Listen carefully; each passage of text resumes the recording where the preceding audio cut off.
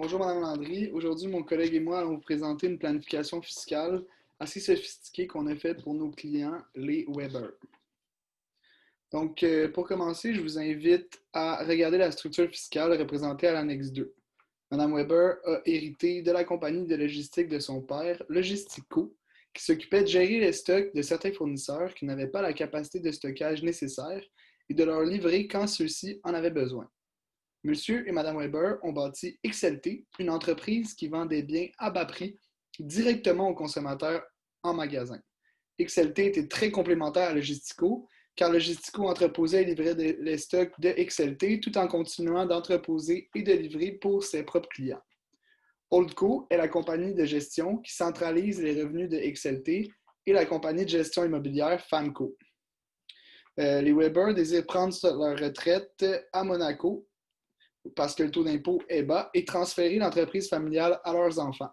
Le but de la planification est de sortir le plus de capital de Holdco sans impôt pour les Weber et d'éviter tout gain en capital lors du transfert des actions de Holdco. De plus, les enfants veulent transformer XLT en une compagnie de dropshipping pour ne plus avoir à gérer le stockage et la livraison de leurs produits aux consommateurs. Pour ce faire, ils n'auront plus besoin de logistico, mais ils veulent conserver les actifs de cette compagnie parce qu'il est très rentable d'avoir des entrepôts puis de louer des espaces commerciaux pour entreposer des stocks à Montréal de nos jours. Ainsi, ils feront un roulement de tous les biens de Logistico dans Famco et liquideront par la suite Logistico. Donc, l'enjeu 1, c'est le roulement. Pour que le roulement reporte toutes les conséquences fiscales, les biens amortissables, soit l'entrepôt 1 et l'entrepôt 2, ont été roulés au moindre de leur FNAC et du coût en capital, alors que les biens non amortissables ont été roulés au coût, soit le terrain. Donc, on voit que le terrain a été roulé à 2 millions, à une somme convenue de 2 millions. L'entrepôt 1 et 2 ont eu une somme convenue égale à leur FNAC, soit 1 500 000 et 900 000. Quant au matériel roulant, eux ne peuvent être roulés puisque le moindre de la FNAC et du coût en capital est supérieur à la juste valeur marchande et les deux sociétés sont affiliées, donc l'alinéa 1321.2D s'applique. Les comptes clients n'ont pu être roulés aussi en vertu de 85.1 parce que le choix de l'article 22 était préférable pour conserver la nature des créances et pour que Logistico puisse déduire une provision pour créances douteuses. Donc, elle a été disposée à la JVM en échange d'un billet de 200 000 L'enjeu 2, c'est la liquidation de Logistico qui entraîne un dividende réputé égal à l'excédent de la juste valeur marchande des biens reçus sur le capital versé des actions de la société à Mme Weber, seul actionnaire de Logistico en vertu du paragraphe 84.2 de la loi sur les impôts du revenu. La JVM des biens reçus en raison de la liquidation est de 1 800 000 pour les actions R et un encaisse de 500 000 et le capital versé des 20 000 actions A de Logistico était de 20 000 ce qui fait que 1 800 000 plus 500 000, ça nous donne 2 300 000 moins 20 000 ça donne un dividende réputé de 2 280 000. Donc, Mme Weber recevra un dividende réputé de 2 280 000 et le coût des 1 800 000 actions R pour Mme Weber est la JVM de 1 800 000 en vertu du paragraphe 69.5 de la loi sur les impôts. Quant à Sylvain Ducharme, c'est un employé clé qui avait intégré dans l'entreprise en 2015. Puis Lisa lui avait vendu 25 000 actions de catégorie B, ayant un capital versé de 25 000 au prix de 300 000. Aujourd'hui, Sylvain est déçu d'apprendre que les Weber prennent leur retraite, n'avait pas confiance aux enfants pour la poursuite des activités et désire donc se faire racheter les 25 000 actions B à leur JVM, soit 350 000 il aura un dividende réputé de 350 000 moins, parce qu'il a reçu 350 000 moins le capital versé fiscal des actions qui s'est fait racheter de 25 000 donc un dividende réputé de 325 000 Il aura aussi droit à une perte, une PDTPE, une perte déductible à titre de placement d'entreprise, parce que les trois conditions sont rencontrées. Holdco est une SPCC, la totalité des actifs de Holdco sont des biens admissibles, et il s'agit d'une disposition en faveur d'une personne sans lien de dépendance.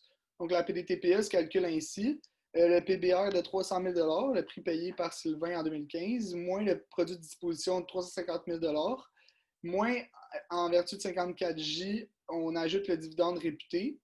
Ça lui donne une perte en capital de 275 000, puis une perte déductible au titre de placement d'entreprise de 137 500 Ce qui est intéressant avec la PDTPE, c'est qu'elle peut être déduite à l'encontre de tout revenu à partir de l'année suivante, et ce pour les 3 années qui précèdent et les 10 années prospectives. Et après 10 ans, la PDTPE deviendra une perte en capital net qui pourra être déduite prospectivement indéfiniment.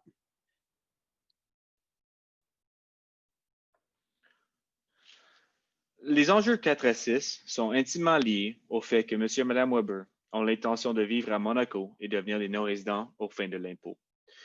L'enjeu 4 n'est pas très compliqué. Essentiellement, le holding a accumulé des montants importants dans le compte CDC et avant de partir, les Weber ont l'intention de vider ce compte.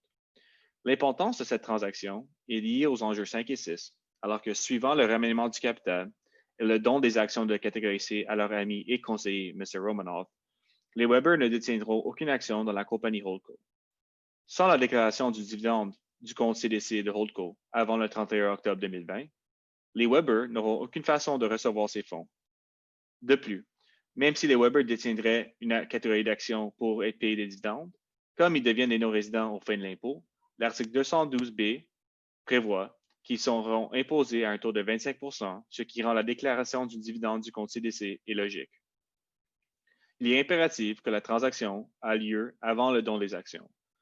Le compte CDC de Holdco comprend principalement des gains en capital non imposables réalisés par Famco lors de la vente de plusieurs immeubles. L'enjeu 5 est basé sur le fait que les Weber ont l'intention de permettre à leurs enfants et M. Romanov de bénéficier du plus-value futur de Holdco. En échangeant leurs actions A pour des actions de catégorie C, les Weber sortent 150 000 chaque libres d'impôt et transfèrent le pouvoir et le droit aux plus-values à leurs enfants sans incidence fiscale. Les Weber recevront un billet de 150 000, ni plus ni moins, pour éviter des incidences fiscales non désirées. Si le billet aurait été plus élevé que 150 000, les Weber ont été imposés sur la différence entre le billet en question et le 150 000. De plus, si le billet aurait été moins que 150 000 les Weber n'auront pas à payer des impôts, mais ils auraient laissé un parti de leur investissement initial dans la compagnie qui aurait été transféré à M. Romanov. En conclusion, l'idéal est de transiger avec un billet de 150 000 pour permettre aux Weber de sortir le maximum non imposable avant le départ. La nouvelle catégorie C comprend tous les droits attachés à une action de roulement traditionnelle, notamment le droit de rachat au gré du détenteur. L'enjeu 6 est un contrat de simulation entre les Weber et M. Romanov. Les Weber feront don de la totalité de leurs actions de classe C à M. Romanov. Cette transaction aura 2 conséquences principales. Premièrement, M. Romanov sera compensé pour ses années de bons conseils au Weber et pourra prendre une retraite prématurée, car il s'attend à ce que la société fonctionne bien et produise des bénéfices importants à l'avenir. Deuxièmement, les Weber sont gratifiés non seulement en compensant leur conseiller de confiance, mais comme il n'est pas considéré comme ayant une dépendance, ils peuvent éviter l'application de l'article 69, paragraphe 1.